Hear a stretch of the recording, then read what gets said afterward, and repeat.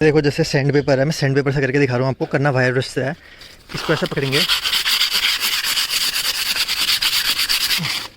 ये देखो हल्का हल्का जो आपके रिप्स हैं वो आपकी क्लियर होने लग गई हैं। देखो ये अंदर का दिख रहा है ना, जंग से हटके। तो इसी तरीके से आपको जो पूरी सरिया है उसको साफ़ कर देना है वायर ब्रश से, और सैंडिंग से भी, सैंड पेपर से भी कर सकते हो। उसके बाद एक आता है आपका प्राइमर जो होता है रेड ऑक्साइड, उसको आपको लगा के इस पर इपॉक्सी पेंट कर देना है अगर आपका कंस्ट्रक्शन इमीडिएटली नहीं होने वाला है तो। Friends welcome back to my channel NIT civil engineer. इसमें आपको एक बहुत इंपॉर्टेंट बात बताने वाला हूँ। जो आपके सरिया उनमें जब जंग लग जाता है तो आप उनको किस तरीके से प्रोटेक्ट कर सकते हैं। और एक और बात बताऊँगा कि जो सरिया है उनके जोड़ आपको कहाँ देने चाहिए। देखिए जैसे सरिया नीचे से आ रहा होगा, फाउंडेशन से आपके सरिया ऊपर को आ रखे हैं, तो बीच में कहीं पे हमें जोड़ मारना पड़ता है। तो आपको ध्यान रखना है कि जहाँ पे लिंटर पड़ता है वहाँ कभी कभी भी जोड़ नहीं पड़ेगा। देखो आपको यहाँ पे कहीं पे जोड़ नहीं दिख रहा होगा। आपको इस तरीके से सरिया की कटाई करनी है कि लिंटर के पास कभी भी जोड़ ना पड़े सरिये में। आपको मैं उसी तरीके से देखो दूसरा दिखाता हूँ। जैसा ये देखो ये है, यहाँ पे भी जोड़ नहीं पड़ रखे हैं। मैं आपको एक जगह दिखाता हूँ जहाँ पे जोड़ पड़ रखा है। जो चीज़ आपको अवॉइड करनी है, छोटी साइट में अवॉइड नहीं हो पाती है, लेकिन कभी आप बड़ी साइट में जाएँ तो आप अवॉइड करिएगा। देखिए जैसे यहाँ पे जोड़ पड़ रखे हैं, वो भी हमने इस तरीके से जोड़ पड़वाए हैं ताकि जो सरिया की कॉस्ट है वो बच जाए, वरना सरिया का वेस्टेज बहुत होता है। तो 50% जोड़ ही हमने एक जगह पे पड़ाया है। जैसे इसमें 6 सरिया लगी हैं तो 3 सरियाओं का जोड़ ही हमने मजबूरी में हमें यहाँ डालना पड़ा ताकि हमारा सरिया वेस्ट ना हो और इकोनॉमिकल डिज़ाइन हो। टाइम के साथ क्या होता है, देखो जैसे सरिया खुला है तो सरिये में जंग लगना शुरू हो जाता है अगर इसके ऊपर जल्दी से कंक्रीटिंग ना की जाए तो। एक बार कंक्रीटिंग हो गई फिर तो अंदर पानी नहीं जा पाता कंक्रीट के, लेकिन अगर कंक्रीटिंग नहीं हुई, मतलब फर्मे से भरा नहीं गया, ढलाई नहीं हुई, तो इसमें देखो क्या होता है, जंग लगना शुरू हो जाता है। मैं आपको दिखाता हूँ, देखो जंग लग रहा है ना ये। तो इसका तोड़ गया है, अगर टाइम के साथ ऐसे रहोगे तो पूरा काला हो जाएगा और इससे चूरा चूरा करके गिरने लग जाएगा। तो इसका तोड़ के मैं आपको ये समझाता हूँ।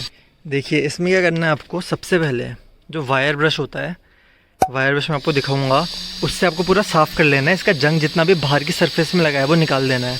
एक बार जब आपका बाहर की सरफेस से निकल गया, आपको एक बार मैं प्रैक्टिकल करके दिखाता हूँ। देखो ये देखो जैसे सैंड पेपर है, मैं सैंड पेपर से करके दिखा रहा हूँ आपको। करना वायर ब्रश से है। इसको ऐसा पकड़ेंगे,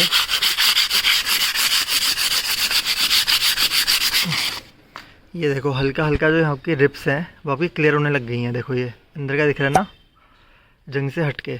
तो इसी तरीके से आपको जो पूरी सरिया है उसको साफ़ कर देना है वायर ब्रश से, और सैंडिंग से भी, सैंड पेपर से भी कर सकते हो। उसके बाद एक आता है आपका प्राइमर जो होता है रेड ऑक्साइड, उसको आपको लगा के इस पर इपॉक्सी पेंट कर देना है अगर आपको कंस्ट्रक्शन इमीडिएटली नहीं होने वाला है तो।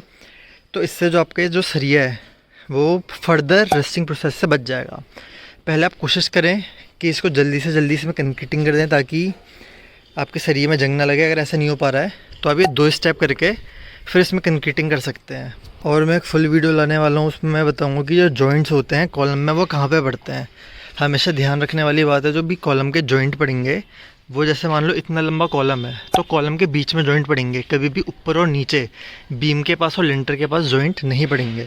छोटी साइड्स में इस बात का ध्यान नहीं दिया जाता क्योंकि ज़्यादा से ज़्यादा इकोनॉमिकल बनाना पड़ता है। क्योंकि जो आपका एक सरिया है वो 39 फुट का होता है, उसको आधा काट के फाउंडेशन से लिंटर तक का पूरा एक ही सरिया चल जाता है। तो इसमें अगर आप जोड़ मारोगे तो फिर जो सरिया कटाई की कॉस्ट होती है, दिहाड़ी होती है, वो बढ़ जाती है ठेकेदार की, इसलिए वो अवॉइड करता है। तो देखो ये जो आपको रेड रेड दिख रहा है, इसमें हमने रेड ऑक्साइड का जो प्राइमर है वो प्रॉपर लगा दिया है। इसके ऊपर एक कोट पेंट का करके हम इसको कवर कर देंगे ताकि आने वाले टाइम में जब भी यहाँ पे फर्दर कंस्ट्रक्शन हो तो जो सरिया है उसको हम एक बार वायर ब्रश से मार के अच्छे से उसमें कंक्रीटिंग करके कॉलम ऊपर चढ़ा सकें। और जो हमने इतने सरिये निकाल रखे हैं, इनका भी मेन रीज़न यही है कि जो जॉइंट है वो नीचे इधर पे ना पड़े, नीचे से 1.5 फीट छूट के हमारे जॉइंट पड़ने शुरू ऊपर वाले कॉलम के लिए, ताकि स्ट्रेंथ और ज़्यादा मिले हमारे कॉलम को। और एक और चीज़ बता देता हूँ कि जो भी सारे जॉइंट में, जैसे आपको इस कॉलम के पहले इसमें दिखाया था सरिया में, सारे जॉइंट आपके एक जगह पे नहीं पड़ेंगे, सिर्फ 50% जॉइंट ही आपके एक जगह पे पड़ेंगे, 50% से कम। तो उसके लिए हम क्या करते हैं, जो बार्स हैं वो अल्टरनेट कर्टेल करवाते हैं। देखो आप देख रहे हो ना, 3 बार छोटी कटवाई हैं और 3 बार बड़ी कटवाई हैं। इनके बीच का जो डिस्टेंस है वो 1.5 फीट के आसपास होना चाहिए। जो आपकी दूसरी लैपिंग पड़ेगी वो 1.5 फीट बाद ही पड़ेगी, वो भी बीचों बीच, कभी भी कॉलम के जॉइंट्स में नहीं पड़ेगी। तो लैपिंग एक जगह पे ना पड़े, लैपिंग मतलब 2 सरियों को जोड़ने वाली प्रोसेस एक जगह पे ना पड़े, इसलिए जो सरिया हैं अल्टरनेट कटवाने पड़ते हैं।